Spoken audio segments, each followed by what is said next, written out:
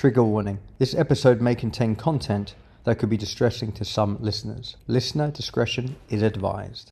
Welcome to New Earth Studios. Love Now by Alex Roseman. We are here in the heart of the wilderness of Dubai. From our beautiful New Earth Cafe, the Conscious Eatery, where we'll be bringing you conscious conversations with our very next guest. Please do your best to click the subscription button so you can see us evolve and grow and ultimately show up in a community near you. Thank you.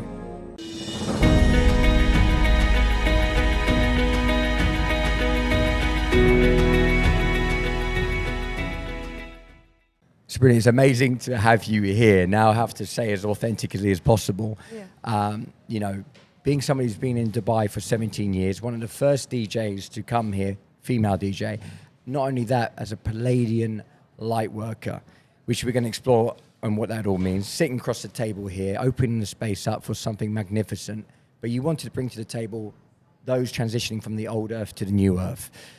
And I feel like you have a lot to say, and I'm just going to open the space and we're just going to navigate as fluidly as we can. I don't want to talk so much about me, to be honest. I want to guide and help the people out there. I love that. That's more important. Me, I'm just me. I love that. I'm a light worker, yes. Okay. Yeah, but we can talk about me. But then let's talk about what's happening on the planet. How can we survive it? How can we be positive? How can we be not stressed? Okay, I love that. So then, people who are tuning in, you got such an impact out there. I see the people are commenting on the pictures, really supporting you. So you obviously have this energetic pull from the work that you do. So people are tuning in going, okay, who's this Sabrina? They can check you out on Instagram, that you have this following. And, you're doing some powerful work. DJ is one thing, but I can see that you're here for a different purpose. Yeah, but I had no idea I am. It just came like 8 years ago. I mean, when I started DJing, I really had no clue what is my real life mission on planet Earth. I just wanted to become a DJ because I didn't want to be a model anymore. I moved to Dubai. And so I was here and I was like, okay, done. Next, what can I do next? The model career in Germany. I came from Germany, right? So, and then I was like 26, 27. I said, what I'm going to do now? This is modeling. Okay, I don't want to do this anymore. So I was always a big lover of music. Music is my life and will always be my life. I saw people DJing in clubs, and I said back in the days to my ex-husband, my husband at that time, we are still great friends. We had a very peaceful divorce, and I still love him out there. Yeah, so in case he's watching. Beautiful. So he supported me then, and I became a DJ. But it wasn't that easy. I mean, it was a big, big road. Especially as a woman, blonde hair in an Arabic world. And it was a new thing. And I remember back in the days, my first event was in Mall of Emirates. And everybody was looking at me, oh my God, there's a woman DJing, how come? Like, it was such a new thing. I felt like an alien at that time. But still then, I had no idea where I'm gonna go with my life, with my career, that I will travel 65 countries as a DJ, that I will be popular, successful, famous, go to even Pakistan and play in front of 15,000, or India, Thailand. I did almost all Asia, Middle East, and South America, and Europe. But I still had no clue who I am or what is my proper mission. Yeah, that all happened with my big awakening 2015. But that's interesting. That's a big, big awakening. I mean, I had a near-death experience. I told you when I was 21. I told you earlier. I had a car accident. I was partying. I was young. I was like, when you're young, you don't think about many things. Like, the consciousness is not there as it is when you are like 20 years older, right? So that time I was just like, I can drive, I'm not tired, and then I fell asleep, and boom, big car crash. I was lucky I survived, and I really saw that light, that tunnel, that other side, and again, when it happened and I woke up 3 weeks later in Germany in the hospital from coma, I was 21. I still had no idea back in the days what's happening with me and this and that. You're just not that aware, I would say. I mean, you wake up with a broken leg and all the injuries, but you still don't realize what happened with your mind. And that came all later on through when I had my stages of awakening as a soul here and there. And even when I was like DJing, I always thought, oh my God, I got goosebumps all the time in front of the people. But again, I had still no 100% idea that I'm bringing so much light to the people. That all changed in 2015 when I was actually burnt out, a little depressed in Dubai, which a lot of people can relate. It's like you go to work, you do everything like every day, same. And then I said, no, this is not it. I need something else. I need a change. I need a healing. I need some meditation. And I was like, oh my God, I've never been depressed in my life. I don't even know what that feeling is. But for some reason, something happened. And I was also traveling. And I was on the Seychelles Island on DJing for a big event. And out of the sudden, I met so many strangers there, which were kind of not strangers. I felt like I know them for thousands of years. We connected. We are still friends. And I asked them so many questions because I was always curious about, okay, we are living on planet Earth. Earth is the way we learn it, how it is, how we've been raised as a child. I talk a lot in between everything, right? You need to bring me back. Sounds like me. But go for it. Sorry. I'm trying to give you as much as info. So then when I connected with them and I saw visions, I saw so many things in 2015, which is now 9 years ago. Yeah. Wow, time. What is even time, right? Time is going like... I feel like I've been here for thousands of years on this planet as an old soul. And then in the Seychelles, I had my proper awakening and I met these people who guided me, who helped me. They're like my earth brothers, soul brothers, angel brothers, I would say. And I asked them all the questions because I've been also never a big follower of religions. I grew up as a Christian, but we don't really... we haven't been so religious, but I was always curious about all the religion. I studied even the religion. I wanted to know what is this purpose of Islam, what is the Hinduism, what is the Buddhism, why Christianity is like this, what's the connection. So I always wanted to know more, because I was never happy with just being Sabrina on planet Earth in that body. It was not enough for me. And while doing my awakening on the Seychelles Island, first time I started to channel. I had also no idea what channeling is through my crown chakra, and I was thinking I'm getting a bit crazy right now. I can relate. And then I was like, oh my God, I'm talking to myself. No, actually I'm not. And then I was fooling my channeler. And I was like, okay, so I ask questions where I don't have the answers for, and I got always the answers. I was like, oh my God, this is amazing. This is like, so there is something out there for sure. Yeah, there is an energy up there and a lot of other things as well, which I just came to know the last 9 years, I would say. So now I'm 44 this September. Google is lying. Google makes me 3 years younger. Thank you, Google. So the more and more I meet other light workers, connect with other people, and we talk about Earth, the Galactic Federation, the whole thing up there in the universe, the more we talk about this, the more it comes as a reminder, like a memory flashback, like, oh my God, okay, this is it. And all my dreams are so lucid, vivid, and I just love dreaming. I would sleep all night, 20 hours if possible, but that's not possible. We do need to make some money too and work.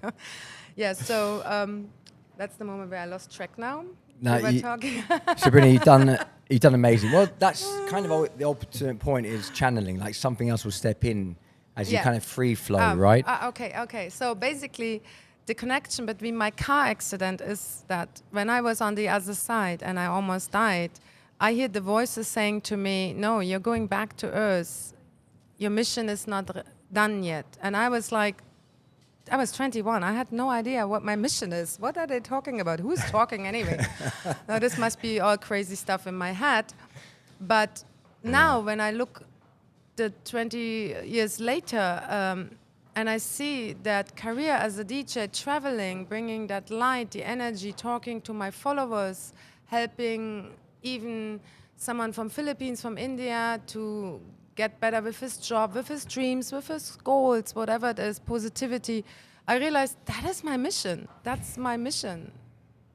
Service to others. Yes, yeah. So as we say, light workers, we do want to help other people. It depends what job you do.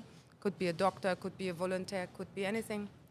And but it took me so many years to realize that, like that is what is interesting, that even though when you have this near-death experience, most of the people at that time waking up, they don't know what's really happening. It comes later on when your consciousness is elevating, I would say. Yeah. Well, it's so beautiful. Thank you for sharing. 20 years ago, you say this sort of happened. Was it something that you went straight into? You heard the voice, you went into it, or were you sort of pulled away by the DJing, setting up your life, and then did it come back later? No, I wasn't pulled into it. It was like, I would say, I always had this strong connection, maybe to my higher self, which was always pushing me to not give up. And that's one number key. I mean, like how many times I had rejections, failures, and I said, something was telling me inside my voice was telling me, no, you're not giving up. This is not it. You have to prove you can do this. You can DJ. You're going to be fine. You're going to do this. You travel. I had so much anxiety. My first event, I had panic attack. I didn't even want to go in front of 800 people at the Wafi Mall, the club called New Asia.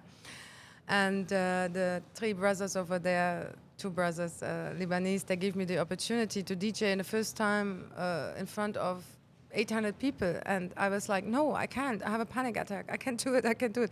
But then my voice inside said, no, you will do it. You will do it, like this, yeah? So it's always when things happen in life, the way they happen in the moment, you don't really understand and realize, why is it happening now? How? I don't know how to explain it, but I think you know what I mean. When you look back, it's easier to understand the path and to know why you have been going there and there and there, and why we had all this up and downs. Yeah. I call it roller coaster of life. Yeah. Enjoy the ride. Yeah. Absolutely. This is I think there's a lot of people who are going through this sort of turning point in their lives where they're actually struck with it's not just about being here on earth. It's not just about the flesh. It's not just about the identity of what we are seen as. This is something more profound is happening. There's a shift taking place within humanity. I mean, look, we're in the new earth, in the seventh heaven, in the wilderness right now in Dubai, right? Who would have thought it? This is something that came to my wife and I, this new earth. Why are we suddenly getting these messages now? If you look at my past life, I mean, I had companies called Mischief. I mean, I was the opposite. Read about it in the Bible, in hell, basically, really, partying and all that sort of stuff. And suddenly there's the other extreme, where there's a profound calling, a light, if you will, that comes in and goes, it intervenes. It's an intervention, spiritual intervention, and you had yours. And it feels like when you're coming on here, it's like, look, there is something on. And you seem like me in the way that, I know it sounds insane, like I didn't ask for this, but what do I have to do? This is an experience that we're having, right? And it's about sort of waking up people so they don't have to have a severe experience to wake them up. Like Voldemort, our guest that you saw the podcast, who, lost his son, he was sharing that, don't wait for that moment where the universe has to wake you up so violently. This is about waking up gently to your ultimate path, your spirit, your, the divinity that lies within us all. Yes. the thing is, I would say mine was a bit more complicated. The waking up took me a little bit longer, and I think there was a lot of signs which I ignored. I have to be honest. Or I couldn't believe it, or I don't want to believe it. Yeah, and I was like, nah, it's impossible. It's impossible. But then my fully awakening had to be like with this depression burnout, because that was also the shift when I actually went to Thailand, did a lot of healing with my energy healer from Los Angeles, Victoria. She's amazing.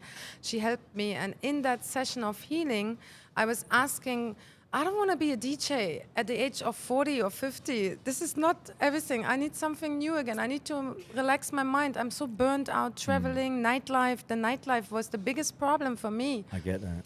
And then I got this message in my head, paint. And that's how I became a painter, an artist. I was like, paint? I don't even know how to paint. Last time I was painting, I was in school, 3 years or in school, yeah? Three grade, whatever it's called, yeah. So, I had also no idea that I can paint. Amazing. Same as I had no idea I can be a DJ and travel the world, and I will inspire people with my music and jumping in front of so many people. So the same happened with the art, and it took me a couple of years, but I had to get that wake-up call with the hammer, with the burnout. And that was in 2015, right? Yeah, that was the big awakening. So that was the only way to get out of the DJing, become an artist, paint, meditate while painting, and I lost a lot of track with time. It was really relaxing me, because meditation is also one thing not everybody can easily do. A lot of people are messaging me and say, Sabrina, I can't focus, I can't relax. I try meditation, it doesn't work. It's so complicated. My mind is overthinking and this and that. Then I asked, maybe you like listening to music, you can go on the walks at the beach. Maybe you want to paint. A lot of people started painting in 2020 because everybody was sitting at home and had so much time with themselves, which is another topic. It's not easy to be with yourself and love yourself. And it's easier to love others first. We think we love others first easier, and then we forget ourselves often, yeah. So, when you mentioned in 2015, that's when you had your... I actually had my breakdown in 2015. No way. Yeah, it was a complete breakdown. I was like on my high, and then I just dropped and went through the ground completely. And in 2016, I went to Unleash the Power Within, Tony Robbins, all that sort of stuff.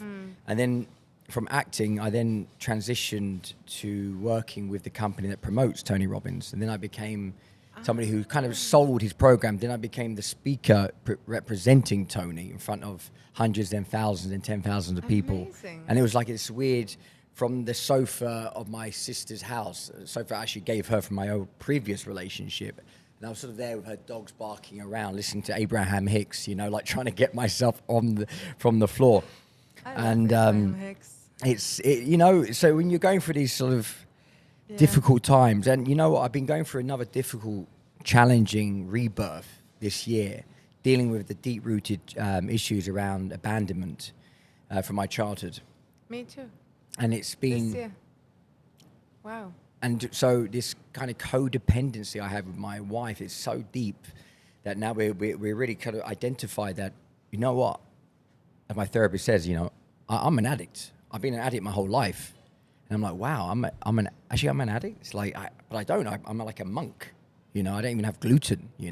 But you can go to the other extreme of an addict, and they call it like anorexic, where you completely cut yourself because you don't trust yourself, which is interesting because it means you don't know how to give yourself what you need. And I'm learning this whole thing as I go through the 12 steps at the moment. And I'm sharing this now because as a character defect of an anorexic is not to share, is to withdraw and become a monk. I was going to go to a monastery for like a year. I was really like on the verge, and my therapist like, no, that's what the disease wants you to do. I'm like, okay, what is going on? Like, what is up, what is down, So I'm identifying all these characteristics. And so when you shared that, I was like, man, this is like, I resonate, So we're needing to clear something out, like our vessel. I feel like I'm getting rid of the junk, anything that's not serving anymore, because within the 12 steps, you have to admit you're powerless. And then you have to humble yourself. And that humble humility, that's when the divine can step in, because you're making space for it. And it seems like, we have to let go of this past pretense identity. Like, I was a coach, I was a speaker, I was an actor. It's like, doesn't matter in the new earth. Like, that identity is not welcome in the new earth in a loving way. Otherwise, how's the divine going to step in? How are we really going to be of service to people if we're carrying on this sort of identity? And that is, most people don't want to break down the house and build it again. It's so difficult for that spiritual awakening. Especially traumas and everything. It's like, I mean, let's just face it. I mean, I just want to say one thing to this. I know I can relate to what you say. The most difficult part of this whole life journey is when you deal with yourself and all the addictions, all the traumas, all the negative things which happen to you. And some people are better at it, some people are less better, some people drink more alcohol, some people smoke a lot, some people eat a lot. Like, everybody has their own coping mechanism. Yeah, I don't want to say issues, but it's okay. It's like you cannot be 100% positive the whole 365 days. But what I have learned is, and that's very important, 80-90% positivity in a year and 10% negativity. And that's what I have for the last, I would say, couple of years now. Even during COVID, when everybody was so scared and sitting at home, I was like relaxed. I was watching some nice movies and had time with myself, and I enjoyed it. And I was also smart, saving some money from DJing here and there. But I wasn't scared, because I knew that there is a reason why everything happened right now the way it happened. But I knew that most of the media is there to fear the people. And when you watch CNN or whatever it is, all these news channels, right? Watch it for like 1 hour, you feel super depressed. Even my mother, my father, my family, the older generation is saying the same thing. Oh my God, I'm not even watching TV anymore. I like news, because it's just like, it's not good. It's like, makes you feel like so much happening on the planet, Yeah. But this planet, and now I want to say this important thing, this planet is here for billion of years. The solar system is here for billion of years. The galaxy is here for billion of years. We are just here as humans like that for 2024 years, which is nothing.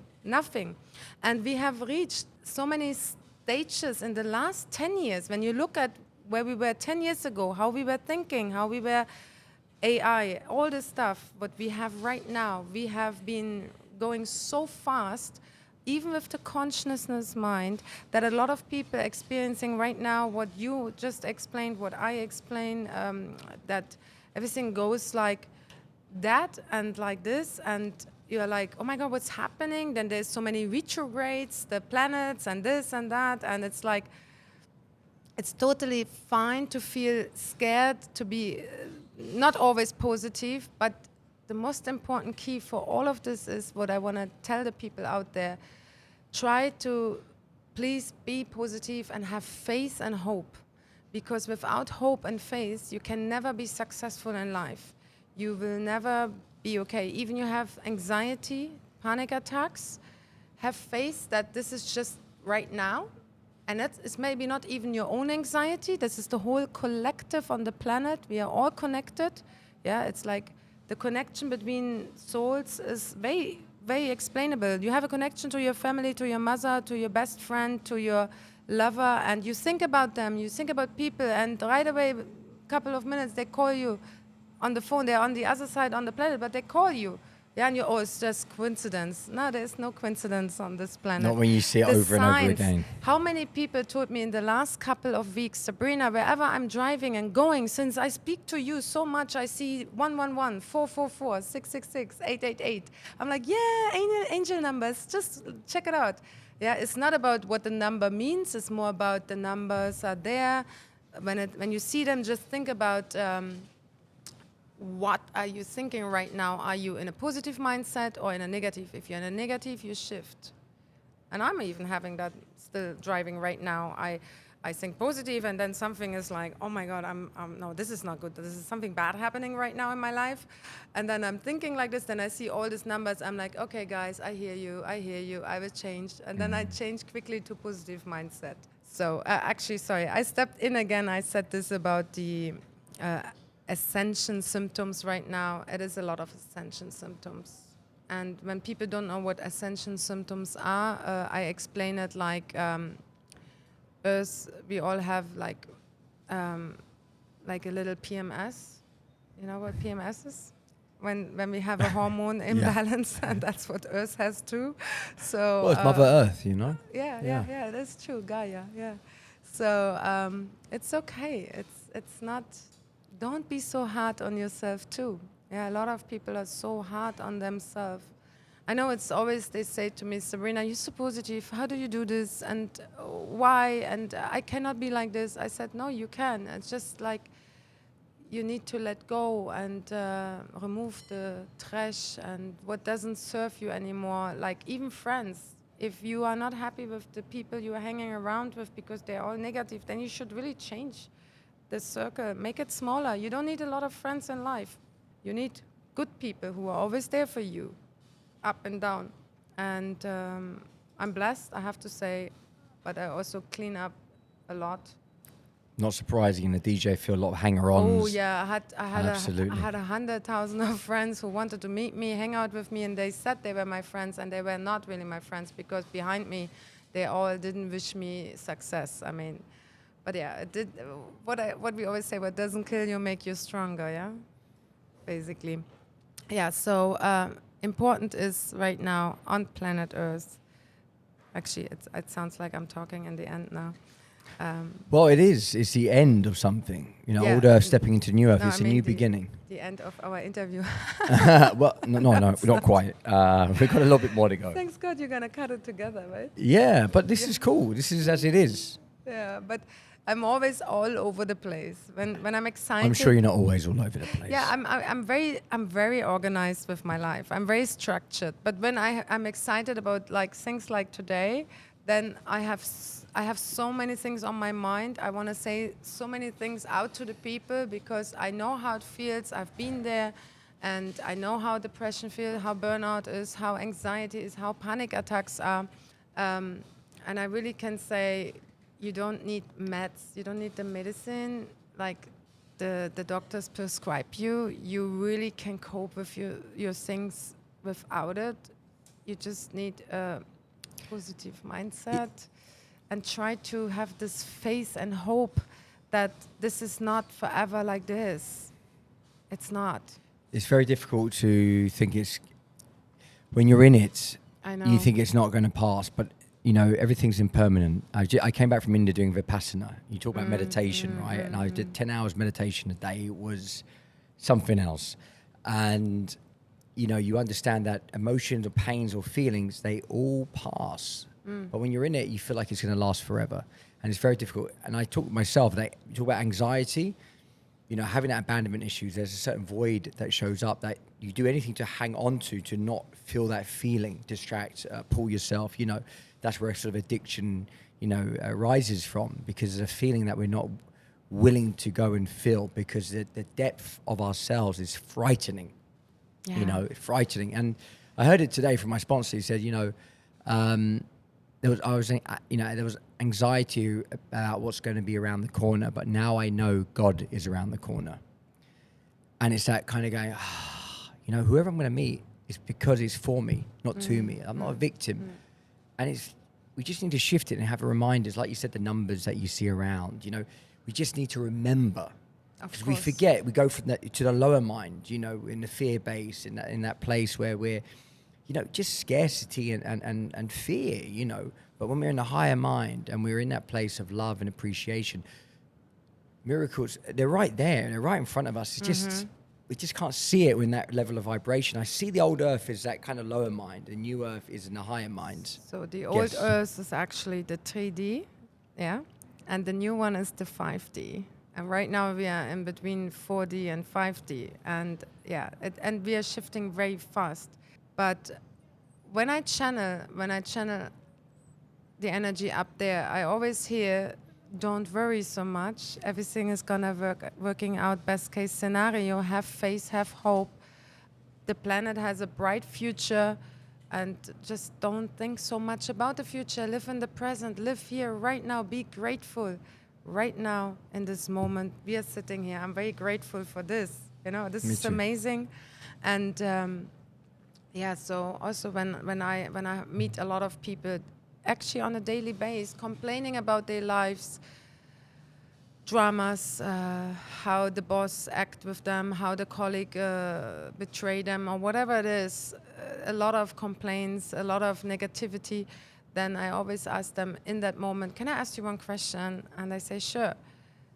Today when you woke up, did you had breakfast? Did you had a shower? Yes, yes. I said, so just be grateful for this. You had another day on planet Earth. You woke up, you had the shower, you had breakfast, and you're here again. So just see the good things in your whole life and not what is all negative, negative, negative. Again, easier said than done. But when my knee hurts from my car accident, and it hurts a lot in the last couple of years, I had a lot of inflammations. But I focused so much on the negativity of that problem that it became more problem. And then I said, no, there's something wrong here. I need to change that mindset. And I start waking up every morning, and I was grateful that I'm actually still here. I'm alive. I have reached that age. Some people don't. And I have a beautiful life, even with the all up and downs. So when you're always grateful every day, in the moments, in the evening, in the night, that you have another day on planet Earth, I think this is the biggest key to be really happy, like, and to attract more good things and have that connection with God, the divine, to have the guidance, to have the back, the support. As you said, nothing is staying there forever like that. You know, for a lot of people who may be listening to this right now, I'm sure it might be triggering, or they might be, you know, going through something. Maybe they are scared of this ascension that's happening from 3D to 5D. You know, there's so much, you know, talk at the moment how to help people transition. Being a Pleiadian, like, one, how did you know? Two, what does it mean? And how does it help with the ascension? First of all, I had no idea what is all the Galactic Federation names, and I thought, okay, a lot of labels out there, and they just labeled it. And I've been watching for the last 8-9 years a lot of videos on YouTube, like Feel Good, Prince EA, you know, Prince EA. Oh yeah, a very motivational speaker. I love him. And when I was watching their stuff, I was like, I know them. I know them from somewhere else before, but okay, whatever. I gave them comments, I texted them, and then out of the sudden I said, you are a Pleiadian, you are a Arcturian, and have you talked about this? You should use it in your channels, you know, when they do their broadcast. But then I still had no idea really what it means, to be honest, yeah. And then later on, when they were talking about it, and other channels on social media were talking about those names, those different planets, galaxies, whatever it is, then I realized I'm a Pleiadian. It just came to me like this. I am a Pleiadian starseed, because then I remember when I was 3 years old, and I come from East Germany, and this is now interesting. Whoever knows East Germany, we were not allowed to travel, yeah? We had no opportunities, but I was standing in the garden telling my mom all the time to the stars, Mom, I want to go home. And my mother thought I'm crazy, and she said, what, you want to go home? You are home. Sabrina, we are home. This is our home, our garden. No, Mom, I want to go home. And I showed her some stars, and she was thinking, okay, whatever. Thinking you're E.T. Yeah. Oh, E.T. was my favorite movie. I watched E.T. I was like, oh, my God. Basically, all the movies. Home. Yeah. And I remember watching Stargate, Star Wars. That resonates big Star time, Wars. How many people love Star Wars? And isn't it funny that now, this year and last year, more people come out in social media and talk about different dimension galaxies, this and that. And no, when you asked I asked my friends, followers, audience, so do you believe we are alone? We are just planet Earth in this big universe.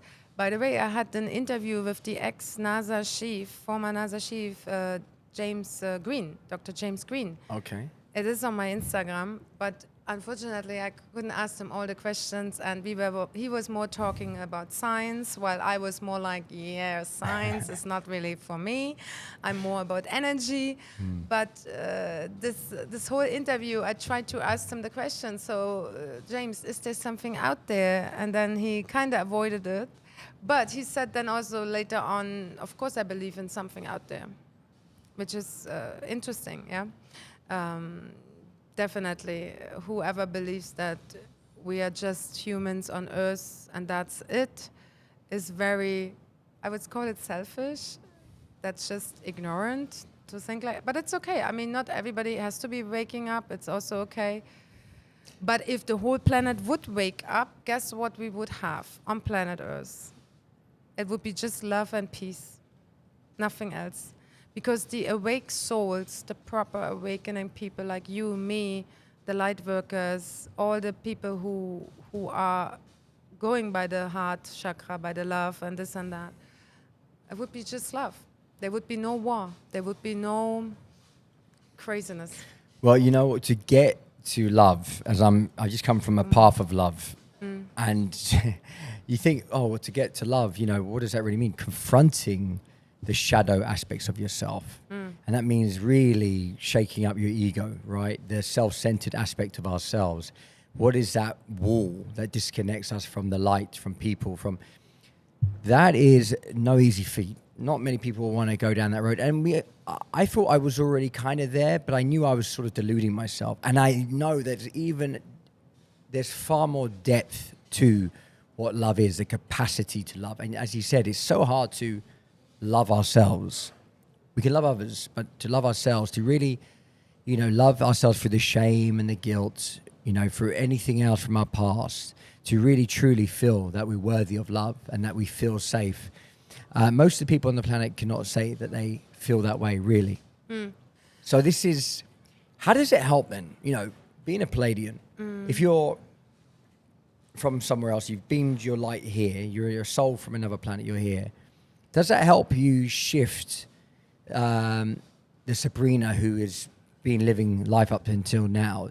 Does it help to shift and deal with your past, your identity, to then shift into the new earth, that sort of realm of thinking or being? I would definitely say that I didn't love myself as well, because I did a lot of stuff which wasn't good for me, and I always wanted to be loved, but you can't receive love if you really don't love yourself as well, right? I mean, the shift, I really would say that happened with that big awakening for me. As you said earlier, I needed that big hammer to realize, because also before that, I was actually in an abusive relationship where I gave love, but didn't love myself because I accepted everything which was not good, and it was very abusive, right? And in the moment when I was in it, I was crying every day, and I had no idea what's happening. Why is it happening to me? I loved the guy. I thought I loved the guy, but I actually loved the idea of being in love with him. And but he showed me a totally different phase also in life that I said no. And then I ran away, and then I did all this self-healing, all these things. And I realized how important it is actually to really love yourself and set boundaries in life.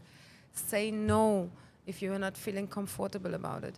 Like, other people ask you something, want something from you, but so many people are still like people pleaser, say yes to everything, and that's a big, big no-go for loving yourself. You need to say, sorry, Sabrina, I'm not comfortable with this, I can't do it. It's fine, yeah, but... It's very difficult, and I can share, like, to get your needs met. If I said that, my fear would be, I'm going to get abandoned. So that creates that dependency. If I don't do that, then they might think this. So then I have to do it. Then it leads to resentment.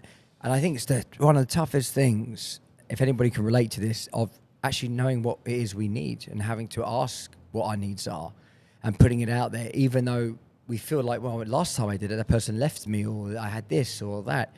So we get to fall into that trap again. Is that a question now?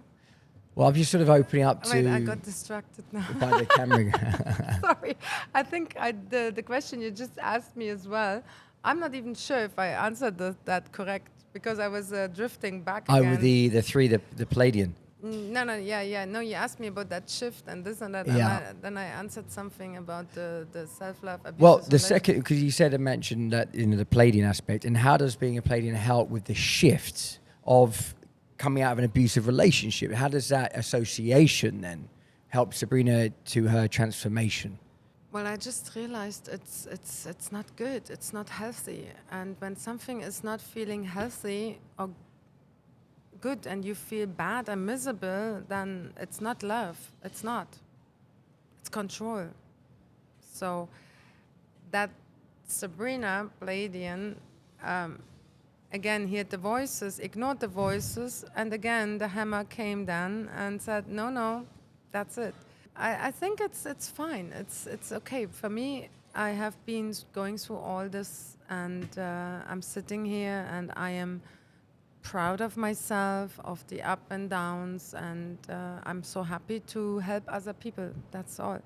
Like, for me, it's not really about me anymore, I have been through so much, but so many other people. So for me now, important is to be there to really help the others.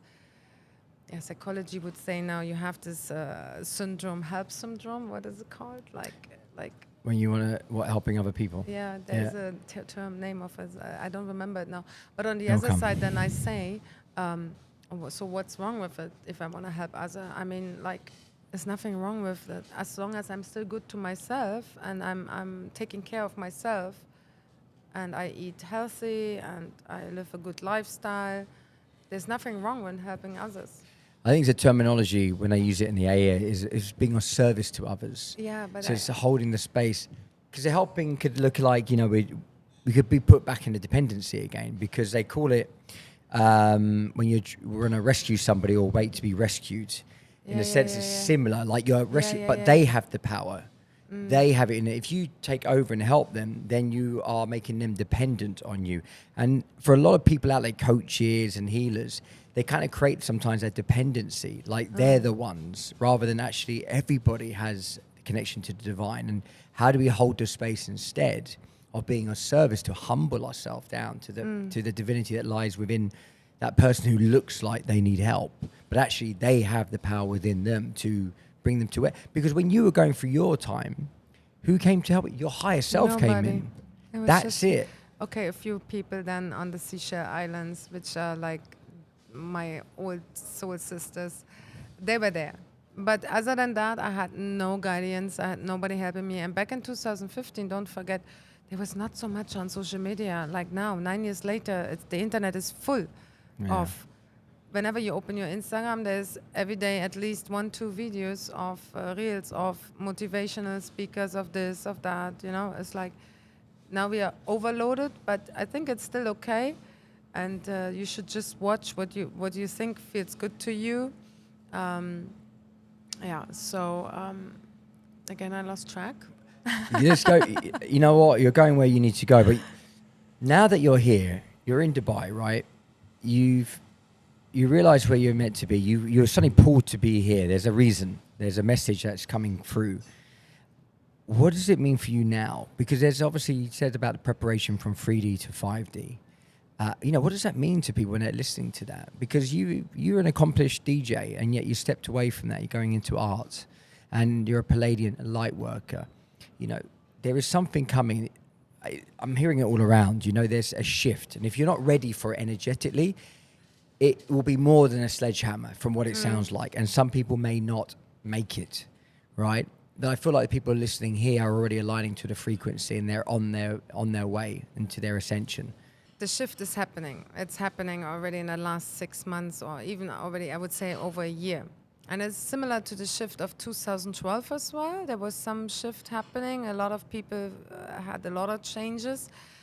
And well, first of all, don't be scared of it. That's number one. Secondly, try to be as much as possible in your positive mindset, and it's okay. Try to have the 80% positivity, 20% negativity. And when you have the 20% negativity and you don't feel good, then ground yourself a lot. Go to the beach, which is very important, especially in Dubai. Everybody's working here 5-6 days per week and comes home at 6-7. Thanks God we have the night beach. You can go to the night beach because we don't have a lot of opportunities like forest. Like in Europe, we can go to the forest and just walk there and you feel refreshed. Right now here, summer is a big problem. We have 48 outside, 48 degree, and people stay a lot of the time indoor with clean AC, right? So still try to go early in the morning, even it's 5 o'clock in the morning, go to the beach, watch the sun rise.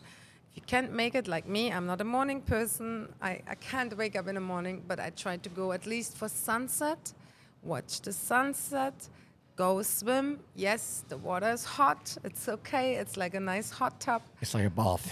It is, but it's also good, it's good. Because, you know, it's just for 3, 4, 5 months and it will pass. And we had a beautiful winter, by the way. This is the first time in this long time here, I've been living in Dubai, that it was so cold and so much rain, yeah?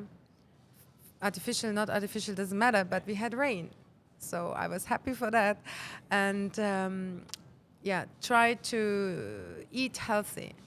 That's also very important. If you need your glass of wine, it is okay. In the end of the day, everything is about balancing life. And I have a balanced lifestyle. I sleep a lot. I try to sleep 8-9 hours. I start my mornings very easy going. At the moment, I have 2 beautiful kittens I rescued. I'm looking for a home for them, but they wake up with me. I have coffee with my kittens, and I love them. It's so beautiful. And then I start my day, I go for my meetings. I never schedule any meeting before 12 because I'm not a morning person. Mm-hmm. That is my lifestyle. I made my lifestyle like this, but I worked for it, yeah? If you go early in the morning to an office, then try to find the balance in between everything, but listen to beautiful music, broadcast like this one. Like there's a lot of beautiful vibration frequency music on YouTube. That all helps you. You know, when you said coffee with kittens, it sounds like a really cool channel. I can imagine that now. Yeah. No, it's beautiful because, you know, it's practical. People can, you know what to do, you know, raise your vibration, do what makes you happy. Like for me, I'm so disciplined that actually probably too disciplined in what my structure is as part of this whole recovering from control, you know, like actually surrendering. Like what is like Alex is controlling, Alex is needed to, because that's the condition he grew in. And as I go through these steps of actually uncovering, you know, like sculpturing, I'm actually going, wow, who is Alex? Like really, you know, what did this guy look like? As I'm going through the summer months, I'll be here in Dubai, melting the ice that I may have had in my exterior, while my wife will be in Cyprus. And we're having this sort of time to integrate, to be away, to let go of any dependency, of any need of one another. Because then like you said earlier, what is love? You know, what is it really? And that's the scariest thing, because if she doesn't need me and I don't need her, like for me, that's like, it's alien to me. You know, this space opens up going, and what is the relationship? What does that mean? That's all I've ever known, you know? But you love each other. Yes. And that's the most important thing. And I don't know how many years you're married. A year and a half. We met in you know what? We actually met in New Year's properly in 2019 and 2020. I was like my life at that time, bachelor, speaker, you know. Where did you meet? I just moved to North Cyprus, and she was in the South Cyprus. We met at an event called Mind X.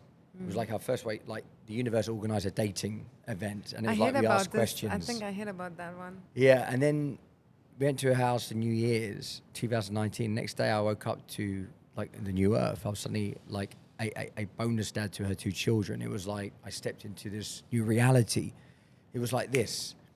And with that, we then, you know, I somehow survived COVID. I had the COVID issue for like 3 weeks, not being able to breathe.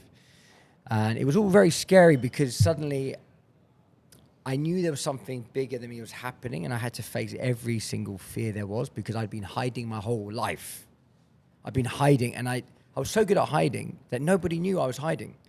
I mean, I became an actor. I mean, this like disease, let's call it, this entity had tailored itself to hide and to, you know, do whatever it is. It got so good at it that now it's like, wait a minute, what is my life when I'm me? Because if my life has been catered to deal with this entity to live and survive, then my whole life has been kind of planned in that way. Even becoming a coach and speaker allows me to have that sort of distance. I'm up here, you're there, you know. So all of that was like, wow, is that my higher self? Was that the entity? You know, what is me? What is the condition, the pain? So now it's coming to a place of discerning, you know, like, okay, what is the spirit? I need to really understand who Alex is, you know, clear the vessel and allow some divine come in. If it's a Pleiadian, if it's, you know, whomever it is, whatever starseed there is that needs to show up. And that's the most challenging, I think, journey at the moment, is really carving that out and releasing and purging out the old, you know? Do you feel there's stuff within yourself that needs to... Still. Yeah? Every year, it's like that. It's like every year, you think that's it right now. That's it. There's nothing more coming, like, except you're growing older and this and that. But every year, there's a new shift, like a new color to the soul, to the purpose, to everything. It's like, it's so... For me, it's normal now. It's like I accept it because there's nothing I can do about it. I can either be scared of it, I can cry about it, I can research in the internet, or I surrender, I let it happen, and I just let it go. And because I'm a control freak as well, I cannot drive easy in the car with somebody as a co-driver. I get crazy, you know. I'm like, oh my God. My car accident, no, it's better I drive. I see. And when other people drive, I'm like, don't drive like this. And I'm like, and then I said, no, Sabrina, let go. It's fine. It's fine. I don't have to control everything. Even in airplanes, I'm scared of flying, right? I don't like that I'm up in the air. Even I'm closer to the Divine. divine, yeah. But still, I'm like, sometimes I have my moments, and I'm like, oh my God, we are flying so high. Isn't that crazy? I get like that too, yeah. This is so, but because I'm so conscious about it, and a lot of people are not conscious about it, and this is what you are. You are very conscious right now about Alex, and the more you think about all this and that and this and that, it's like, is a lot happening. It's like, again, like a roller coaster. Enjoy the ride, and don't think so much about it. Let it happen, and again, don't be so hard on yourself, because every year you will change, and you will maybe in next year be Alex ABC, and then there's so many Alex versions. But it's fine. Yes, Isn't that also it's beautiful? It is beautiful, because if I look at my whole life back every year, who Sabrina was, and I look at Sabrina now, I'm really like, wow, so much shifting, so much changes, so much matureness, so many things. And the older I get, the more I'm at peace also. I'm more relaxed. When things go wrong in life, I am like, it's gonna be fine. Because you're not so rigid, you're reinventing yourself and you're willing to adapt. And yes, that's the yes. thing, because when you're rigid and holding on to your old identity and what you know and your habits, I mean, COVID was a really beautiful thing in a way, because it made us all kind of look in the mirror. Yes. And because of that, you either take it as, you know, wow, this is a great time to reflect and adapt, or no, I want to stay back to my old ways. And I think it was a test to what's to come. You know, humanity's sort of the divine to say, you know, a practice run to what maybe is to come. I have a sense that's what it is. And those who are still hanging on and becoming the victims of the past, they will stay there, and it will be very difficult for them. But those who were like, okay, this is a reinvention, I'm not a victim, I woke up, they're going to go, you know, they're going to make it through the the gateway, the Stargate, whatever it is, into Or Star to the Wars. next realm. Maybe in 20 years we have them all landing Intergalactic here. war or something. No, it's not going to be a the Galactic War is actually not happening up in the Galactic's realm. It's actually on Earth a little bit. Countries, the wars, things like that. That's how it's happening. It doesn't have to happen like this, how we see it in Star Wars, and it's not going to happen like that. But I hope and I wish for this, and I always ask and I always pray for it. I said, I hope before I die, I want something happening. They land on planet here and they say, hi, let's go home, or whatever it is. I don't know. Yeah, so I think the shift is happening. The shift is always going to happen. The ascension symptoms always going to be there. People just have to surrender, let go, don't control everything, accept, and connect with their true self, like whoever they are, love, peace, not so much negativity, hopefully. Well, it's just a matter of getting out the way, which is tough when you want to control everything, right?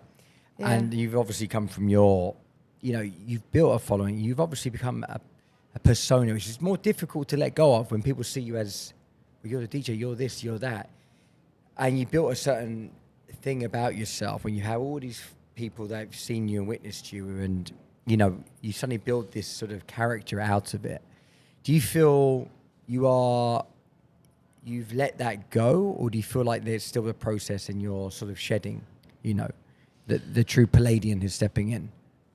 I would say I let that go. It's not so important for me, but it's important, but not that important. Because I would say since the beginning until now, I've tried, and I really, most of the time I stay very humble, because I see myself not any better than anybody else because I am Pleiadian, or I'm this, or I'm that, or my career was like this. I'm really there's no difference. There's no difference between any human being on Earth, and I treat everybody the same. It's for me, it doesn't matter if you are my security downstairs, the security in my building, they all follow me, they watch my stories. I try to always motivate them. So Pleiadian, I love it. That's Pleiadian energy, that you just Yeshua was apparently Pleiadian, right? Yeshua, Jesus, they would say was a Pleiadian. Yeah, I heard about it. I didn't follow that too much. Could be. But it's these certain things that go around. There's a lot of angels, which they say the fallen angels, or this angels, that angels in Islam. I think planet Earth is a mix of everything. A lot of different planets, galaxies, who incarnated here now for this whole change and shift. Like the Arcturians are the ones who gave us all this technology. Otherwise, we wouldn't be there. I mean, look at 100 years ago. Where was technology? There was no phones, nothing like this. We could have never done a broadcast like this. No, it was all what happened in 100 years is beautiful. So, I think Earth is about learning a good process to love yourself, to become true with yourself, especially this generation right now. And the younger generation is a bit in between. I didn't want to say lost, but the younger generation has it more difficult as well, because they grew up in all of this right now, in this little mess. I call it not mess, but in this crazy bubble. But so far as I see the younger generation, they are all okay. They are they're fine. They're gonna manage. It's nice that you mentioned that, because as we're going through this transition, it's like our role as parents and as a community to help children go through this ascension as well, because it can be a very confusing time. But a lot of them are now parenting parents, because they have access to this information. They're more easily willing to adapt to what's happening. So it is challenging, yet I mean, it must be so strange to kind of grow up with this sort of technology and social media, you know, when you're that age, when you're becoming a man or woman or, you know, whatever you associate yourself as. You have so much access as a teenager right now, which we didn't have. I didn't have any access to anything. That's why it took us maybe longer also to wake up, to be aware who we really are, because we were like way far back with the conscious mind. And the younger people now, they can read everything easily, and they watch stuff and they already know what's happening. I would say in 50, 100 years, this planet should be it shouldn't have these wars anymore. No, That's what I feel. That's if we the did, it would be shift. the end That's already, wouldn't it? 'Cause yeah. somebody would have pushed a button. So I do feel that now more than half of the planet is awake, and the rest will follow. And then, if not, we come back again. We do the same thing again as light workers, and we help again. We just don't stop. Yeah, so I think it's going to be fun. We're going to be all right. Yeah, of course. We meet again. On that note, I'm going to have you, it's brand new. We're doing a lot of brand new stuff today. There's some dice here, right? And I've got 12 questions. So whatever you roll, whatever it lands on, I'm going to ask you a question. Mm-hmm. So feel free to, I'm not sure if you roll dice generally. 8. Question 8, collective healing. All right. How can collective healing be achieved on a global scale? And what steps can individuals take to contribute to this process? Did we not just talk about it? Kinda? Kind of. We did. Do you want to roll another die? Or do you want to just pick up a number? Let's do another one. We talked about it. 10. 10. Future of humanity. We just talked What do you about it. envision for the future of humanity in the next 50 years? Didn't we just literally do that? Isn't it awesome to have these questions and know that we've gone through it without even looking at them? Yeah. We can try one more time. One more time. All right, let's see if we have something. Let's test the universe now. This is how it is. Already like whatever is on the questions, I answered already before. This is awesome. Oh, double 1. Snake eyes. Interdimensional communication. What are your thoughts on interdimensional beings and communication? How can individuals tune into these frequencies? Very interesting and very good question. I think you don't have to also try so hard to connect. You just speak up and you just speak in your mind within and you say, hey guys, I'm ready. Please connect with me. It's not going to happen maybe right away. Don't be so scared of it. Then you can also try doing meditation. Again, there's maybe videos as well on social media you can watch. It can help you. But I do believe that the more you trust it, believe in it, it will come. It will come. Just ask questions. And maybe in the first couple of weeks, you will not get a voice talking to you in your head, telling you ABC, hello, we are here. No, but it's going to be the signs everywhere. Like when I walked today, I was so stressed before I came here because I did some moving for someone. I was so stressed. I was like, oh my God, how I'm going to talk? Like, I hope I'm going to manage all of this. And then I saw the sign over there, love yourself. Like Self-love. Self-love, yeah. That's our store. Oh, yeah, Come check it out afterwards. I will. And so I just saw. saw, self-love. Yeah, it's all about self-love again. Here we go, love yourself. And then I was like, tuned in again. That's why we have it, because people, it can get stressful coming here, you know, on the road. So we don't know what people bring. So and I missed the entrance, self-love. and I went all the way there, left and right. Well, you have a wonderful plant burrito, you know, just to prep yourself. So how are you enjoying the juice and the food here? Everything is amazing. Yeah? I love the burrito. Beautiful, beautiful. So everything is plant-based, right? Yes, we do eggs, but otherwise it's all plant-based. Yeah. I love it. Yeah. So I have to admit, once in a blue moon, I eat a burger. It's okay. I balance it. But I am actually happy with just green food, and I do fish as well. But yeah, I love it. I mean, I never have to worry when I come in a restaurant like this or cafe that I will have a problem after, nightmares or stomach issues. So I'm feeling good. That's all, you know, it's a point, you know, you're light workers. This is light food. You know, you walk away, you don't feel heavy. There's no gluten, there's no sugar, there's none of that. Made with love, consciously. We're actually a conscious eatery. So, you know, what is this expansion? How do we play our part, you know, of service? So more events here we can do, the better, you know.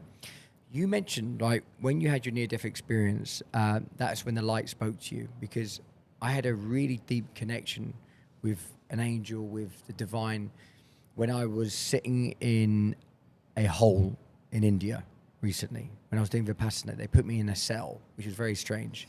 It was dark, dusty, and hot. And you shut yourself in, and it's about the size of a wardrobe, and you have to do your Vipassana meditation in there. It was difficult in the beginning, no? Oh, mate, it was. Did you feel claustrophobia a little? You know what? I just noticed when I close my eyes, I'm just in my own dimension, and I could have went down that road, and some people just like would freak out because obviously it's, you know, you're in a basement somewhere, and I was in Dharma body. It was pretty freaky. But when I was sitting there, and it was really strange. 2 weeks beforehand, I said to my wife, we're in Cyprus, I said, like, I had this anxiety. And I said to her, babe, I think I'm going to be in a hole somewhere. And she was like, you're not going to be in a hole, babe. Like, what are you talking about? So when I suddenly saw this door and I looked in, I was like, I couldn't help but laugh and think, I need to tell her when I come out of this thing that there was this hole that I saw. So you had a future vision. Yeah, and it like prophesied this hole. And I was sitting in the hole, actually quite happy to be in that hole. I was scared 2 weeks ago. Suddenly I see it, like God is around the corner. Wow. And I met what I was looking for. And this angel, this divine, this light spoke to me. Because, you know, universal law of duality, you can't have one without the other.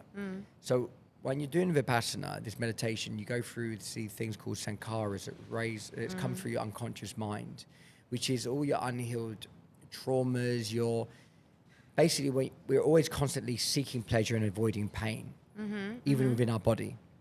And so that was coming up. You're going through misery, it's dark, it's, you know, all this stuff. So to counter that, you need the light to come in. Like you were going through your experience. The universal law is to keep in balance, the light's going to show up, and this light showed up. And I was having a full-on conversation, thinking, am I mad? Am I mad for thinking this? You know, I'm talking, is it me I'm talking to? Wait, yeah, so you were asking questions in your mind and you got answers? Yeah, I got answers that were so eloquent that I was like, this is not me. Was this the first time this happened? I've had like, you know, like sprinkles, but this was so prevalent. It was so, and it was actually guiding me to speak a truth that was very difficult, that I had to actually act on in my real life, to do with my family, about a secret from the past and all this stuff that's coming up into fruition. But it's something I've been holding down for about 30 years. And I didn't even know that it was causing this damage within my psyche. And I realized that we're only victims of the suppression of the truth, not of the truth itself. The truth will do whatever it needs to do, but suppressing it is where we're the victims, because whatever the mind suppresses, the body expresses. And sometimes we don't even remember the things that we're suppressing because we've put it so far down, but it will of course cause some effect in us. Up 30 years in later, some way. Whatever, Yeah, and by being in that environment, I called for it. Why that place, of all places, you know? And it allowed this splinter to come out because of the help of this guide. And it's made me really take action. And the book I'm writing is now taking a completely different twist to now I'm understanding where it's actually guiding me as I go through all these different, you know, things that my higher self is calling me to do. So for those, you know, who are listening, you know, the light within, you can find it if you know, willing to meditate. Maybe when you go through difficult situations, it's that time to call for the higher self, because the universe will always work in the universal law of duality. You can't have positive without negative. You can't have, you know, right without wrong, war without peace. Of course. And whatever you seek, you'll always attract the opposite. So it's that kind of realization, oh my God, there is a universal law and it's being governed by something.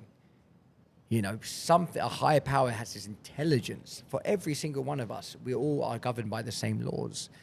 So once you understand that, then you know how to play with it in order for you to access, you know, this inner dimension ultimately. And this is just my experience of it, because you shared about your connection with that light. And I thought I was mad. I'm going, but it's me, Alex. I'm talking to me. This is me talking to me.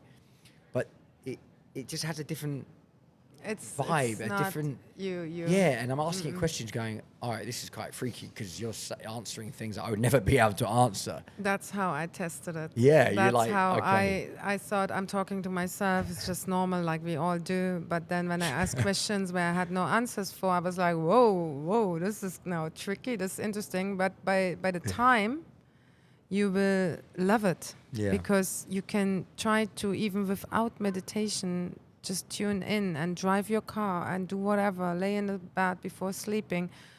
Just say something, hi. Yeah, just check But in. there's a little keyword which is important to say. Like, for example, I channel Archangel Michael, so I say, hi, Michael, I want to talk to the Ascension Angel Michael. Are you there? And then it goes like, yes.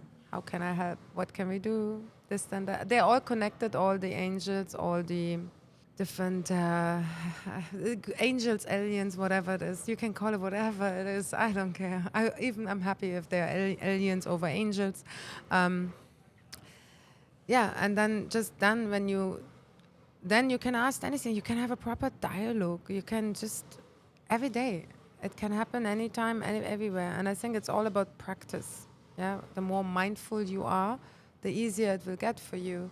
So what you had in India, I think it's just the beginning, and it will be way, way bigger. That's once you just talk, ask. It's like remembering. Yeah. So like I went for a walk earlier. I was like, oh, like, hey, how you doing? Are you still kind of there? Am I still mad? Am I what? What's going on? And he just checks in. And I asked it a couple of questions, and it's okay. You're already taking the action. It's okay. I'm here. We're here. Like we're here. We're here. We're here. Like there's like a whole like angels, and I'm like, okay, well, you know what? Mad or not, right as well. It's better to sort of have that connection than not have that connection. That Yeah, there's some exactly. force that's got your back and that loves you, that is guiding you, than those skeptics who are just, what are you talking about? You can't prove it. That connection, where I also thought I'm going mad, is the way of giving me that peace and that inner peace, which I never had before easily. I had a lot of stress, a lot of things. I was always worrying about the future. And since you have that connection, you don't worry about the future so much, because future here or there, it's going to happen anyway. It's just live your life every day, here today, be grateful and be happy, and do good things to people and help others, and the universe has your back, basically. Yeah. And if your time is to go from the planet as well, the day we're gonna die, we're gonna go, it is there. It can happen through an accident, but it can also happen not an accident. But I do believe most of the light workers live longer. I always have the number 77 in my head. 77 is enough for me. If I'm 88, also okay. But I hope I have no body pain. So basically, just accept that voice, the channeling. You're not crazy. There's a million of people out there who experience the same as you and me. And it's beautiful, and it's better than nothing. Because when I look back like 20 years ago, and I believed in nothing, I felt like, how boring, how weird, what a waste of space if this is it in the universe. How scary it was to believe that the universe is infinity, right? Like endless. There was anxiety from most of the people. Most of the people who think about the universe is so, there's no ending and beginning. We are like, no way, it's impossible. Like, but since when you have this inner peace and you just know there is something up there, and just channel the love and peace and happiness, this is gonna The be void fine. the void is so vast. It's true that it actually does create that anxiety. My mum died when I was 9, so there was no heaven or hell. It's just she just worm food, a deep abyss of abandonment. Like that anger and rage, which I actually just tapped into recently, by the way. And you know that you can still connect maybe to her soul if she didn't incarnate it yet. I don't know how many years ago it was, but you can try. Ask Michael, ask the archangels, please connect me to my mother. And that will be beautiful. done this with my grandma. I've done this with people who passed away. And just now, a couple of days ago, my great-great-grandma, like she's not really my grandma, but a lady, 95 years old. And when she just, I had a dream when she died on, was it Tuesday? No, today's Wednesday, right? Thursday? I don't even know. Wednesday. Oh, yeah. It was like 3-4 days ago. I had this dream that something is happening to her in the dream. And the next morning I woke up, my mom told me, yeah, she passed away now. I said, oh, okay. But I was happy for her because she was 95.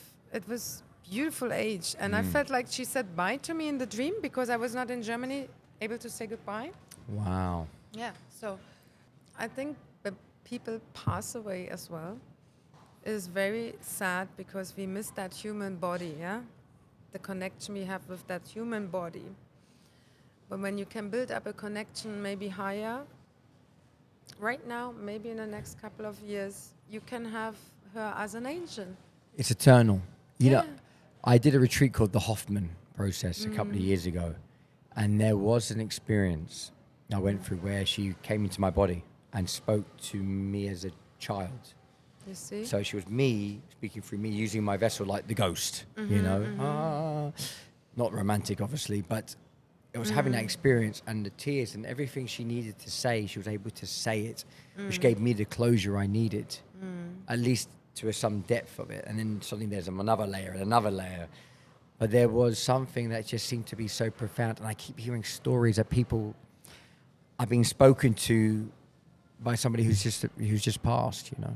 My mother and me, we have a past life connection. I'm now her mother, even I'm her daughter. But the way we are connected on a soul level, and my mom is not really spiritual, but whatever I tell her and whatever kind of we connect, she always says, oh yeah, I feel the same, and you're right, this is, I know, and I'm not worried, I'm never worried to die, she says, because I know we're gonna meet again. Again, she means then in the next life maybe, we're always gonna connect again.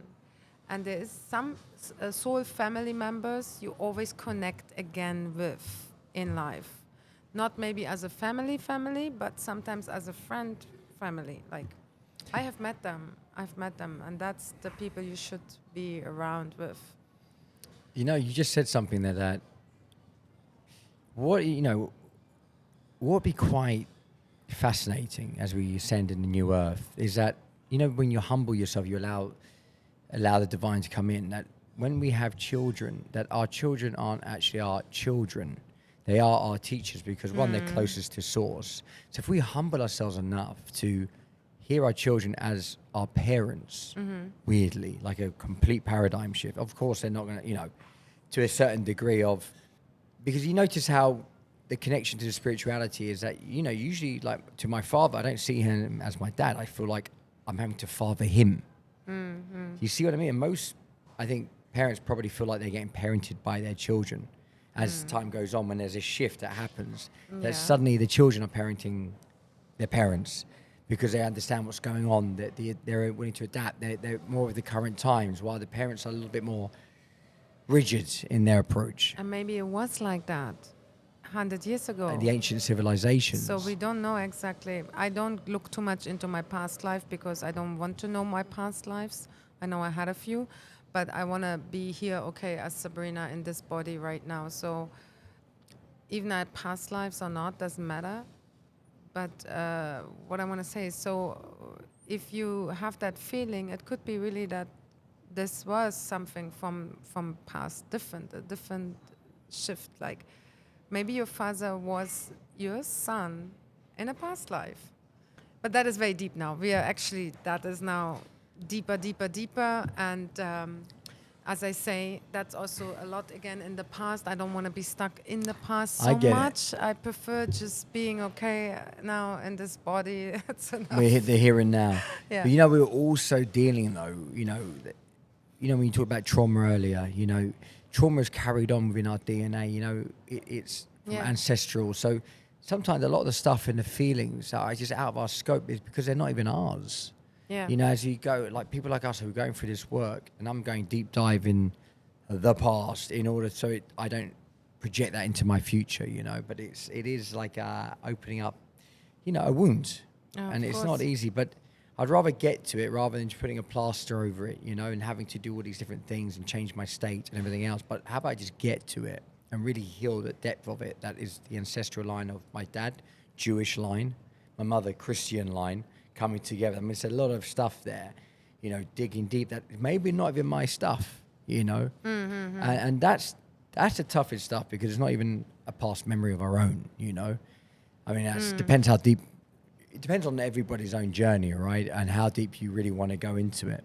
But for me, it's like, I kind of want to look under every rock and everything, and I'm a seeker, Yeah, like me. That, and I just want to make sure that every rock is unturned, so that there's no more, how do you say it? This body and connection to the ancestral line. So that's just a complete clean cup. Even the hard stuff, you're trying to get rid of it, like get rid of it all. Clean cup for the divine to come in. But therefore, maybe you channel more, and it's easier for you to move the rocks left and right, Like the more you channel, you get your answers, what you're seeking for. Absolutely. Absolutely. And it's going through, oddly enough, the processes to clean the cup is when I get the messages. Because the India and where I was is when it was coming in. So that's where I was, ultimately, they call it spiritual surgery, Buddha's technique, where you are using your mind to basically give yourself spiritual surgery as you're dealing with every sensation in the body. So you get to the point wherever you put your focus, you feel that sensation from head to toe, but it's very mind. And then I went to the path of love, which is very heart, and that meditation, or Osho, dynamic meditation. You're moving your body. It's all about burning your emotions and feeling like complete opposite of Vipassana. So I went from one, like a couple of weeks, this one to this one, which is a characteristic of an addict, by the way. Like a light switch. We're all in, or nothing at all. So. We can get lost into personal development, self-help. It's a great mask for addicts as well, But, it's okay. I see the positives and the negatives of that, But I know I'm coming through an awakening. There's a shift happening because there's awareness where I wasn't aware before. And I'm being humble in the fact that I am powerless to certain aspects of myself. And God will come and clear these character defects that I just haven't been able to do myself. As a coach, this person, I thought I could do it all myself. Nah, it's just not going to happen. I know. And it's always easier. It's actually easier when you look at everything to coach other people than you coach yourself. Yeah. That's why we put ourselves in this position. Like, I'm the speaker, Hey, everyone, I know what I'm doing. We're behind the scenes. I'm like, help somebody, please. But it's so great because you get a false sense of security. There's the ego, everyone looks at you like, wow. My biggest, I guess, moment of feeling that was in Israel when there was 2,500 people, watching, doing whatever I say, all that sort of stuff. And at the back of it, I was in this relationship that I didn't know how to get out of. I was so stuck, and been in it for like 5 years. It was so toxic, right? But there I am in Israel, having this sort of Jesus moment, let's say, the long hair. You look a bit like Jesus. I didn't want to say it. And that's the whole memory I have. Since I'm sitting here, I'm like, he's like Jesus somehow. And I even had a woman wash my feet. Wow. And help myself, because I broke my foot 2 days before. But I didn't know anything about Jesus. I was just completely not in that field. But there I'm in Israel having this moment that I found out later, there he is sitting there having his feet washed because he was serving lots of people. And, and I had that. Yet the other side of me was the opposite of Jesus. I was a mess back in the UK. So I have this sort of polarity. People see me as one thing and I'm like, trust me, I'm not who you think I am. But it's funny that what people will project. Of course. And I put myself in a position to be on a pedestal, Yeah. But that's the reality of it. People can be on stage and they can show one thing, but what are they truly like? What most people are saying, are they truly walking? And sometimes you have to go and be humble enough to go, you know what? Here's my shortcomings. Here's my character defects. Here I am. But that's the humility. When you share that, it gives other people the permission to actually go, I can connect with you. Because I was carrying a bit of a messiah complex. I can't be vulnerable then. Because if I'm vulnerable, then it will go against my complex that I'm somehow different and special in my own unique way because I know all the answers. No, I don't. Thank God. Because then when God can come in. Because if I know all the answers, it's my ego talking. But if I'm completely just an open heart, an open vessel, then something new is going to come in that's never been said before. Because it's all the self-help stuff we listen to. But we it's can okay regurgitate to have it. a little ego, yeah? Just to let you know. It's okay. Wherever the ego needs to show, it's not like I need to tell myself, okay, show up, please, here and now. You need the ego to protect you a little bit as well. Yeah. If you're like single, like me, for example, I'm single, and you go out for dating, and especially in Dubai, you need sometimes a little ego. I mean, I'm having a big open heart, right? But if I go out with the wrong people, then they take advantage of that. So the ego comes in and says, no, that's not good right now. Don't do this. And like, that's protecting me as well. It could also be seen as your angel, your guide. Could be saying maybe, also to say, you know what, trust your intuition on this one. Because the ego comes from our past conditioning to sort of protect us. And then we create situations that we need protection from because that's how the ego lives. But if we look at it as, if I release the ego, if that's possible, I don't know, I'm not saying I'm there. And there's a guide to come in and say, then it's more of we're allowing for something new to come in, not from our past protection, but we are giving permission for something new because we have the divine that's looking out for us, which is a shift in paradigm, but that means letting go of control and letting go of what we already know. And that is frightening because that goes against everything that we know that we hardwired to believe. And that's the journey and the path I'm on now. And I can't say I'm there yet. I feel like I'm only at 1% of my true capacity. My understanding that if I know and act from what I've already done and know, I'm going to keep on creating. No, it's going to keep going. And we're not there. You and I were having a conversation where we're going, you know what? We've got to release this. If we sit again in 10 years like this, we will have so much again to talk about it. And we are again like looking back like, oh my God, where were we then? Like. I'm sure we could do that in 10 months' time. Yeah, even 10 months, you know? It's like, yeah, definitely. No, it's beautiful. Is there something that people have no idea about you that you'd be willing to share here now? I'm going to write a book. It's just a lot on my mind. I need to find my ways, but that's my next thing. I do want to write a book. Okay. I think after about this, my life, about in general, about as well everything up there in the universe, the help on Earth, and whoever will read it, maybe even an autobiography. Because I had so many things happening in my life. My friends always tell me, you need to write a book. I'm like, really? Is it necessary? And then, oh my God, everybody says, I will read it. I'm like, really? Okay. Okay. You got the following. You already got it there. Yeah. But I will put some things in the book which was not everywhere on social media, so people have some new input to read the crazy parts of my life. Yeah. You know what happens when you write? Because I've written a lot of what's already going on. You start to see your life from a different perspective, and you open up a different channel that you didn't know was there, that you have access to, and you start to see the synchronicities. Maybe I'm scared of that a little bit, though. Yeah, well, that's the beautiful thing. Oh, look, you were scared before coming here. How do you feel now? No, I'm relaxed. I'm listening.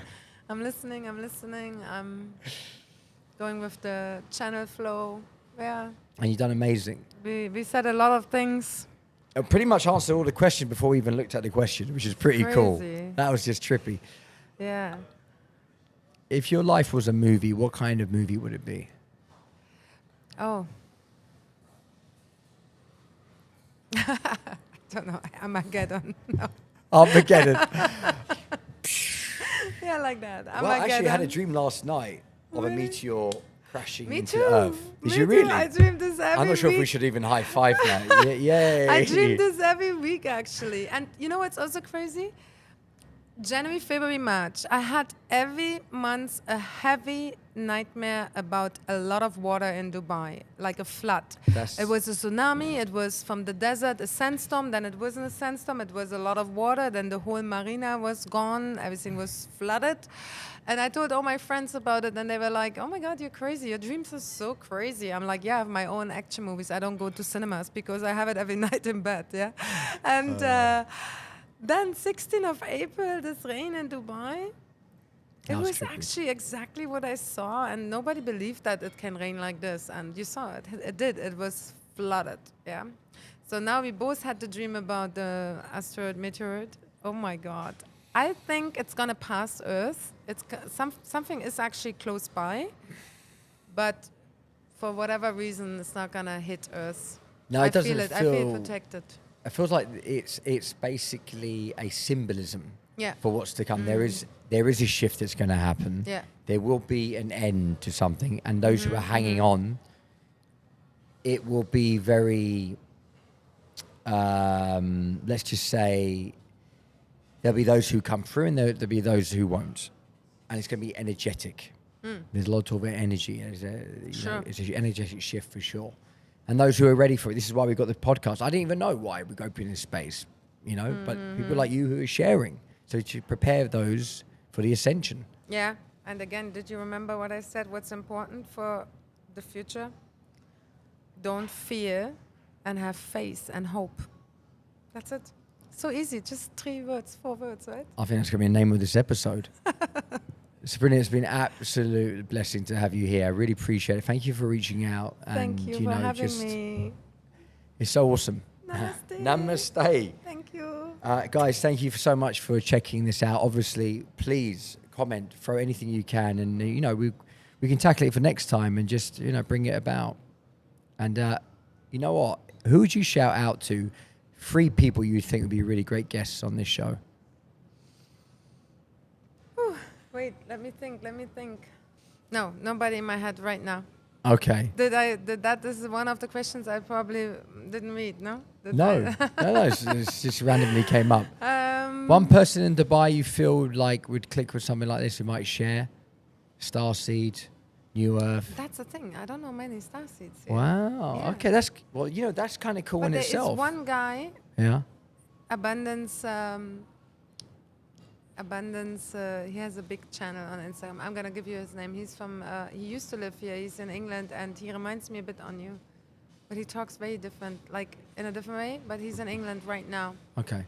He's a cool guy. Okay. I just feel like this is the only person who clicks with me, because he's the only one who said to me, Sabrina, there's a reason why you are in Dubai, in that crazy city, to give that light and energy there. He always told me, I see and I feel there's a reason why you are actually in Dubai, because I always said, I left Dubai 2015-16. I was 1 year in Finland and 1 year in Washington, D.C.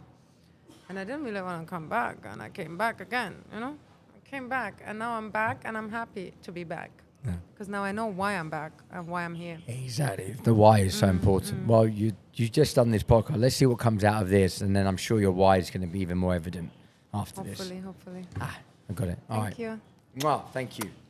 All right. Thank you, everybody. Much love. We vibe when you subscribe.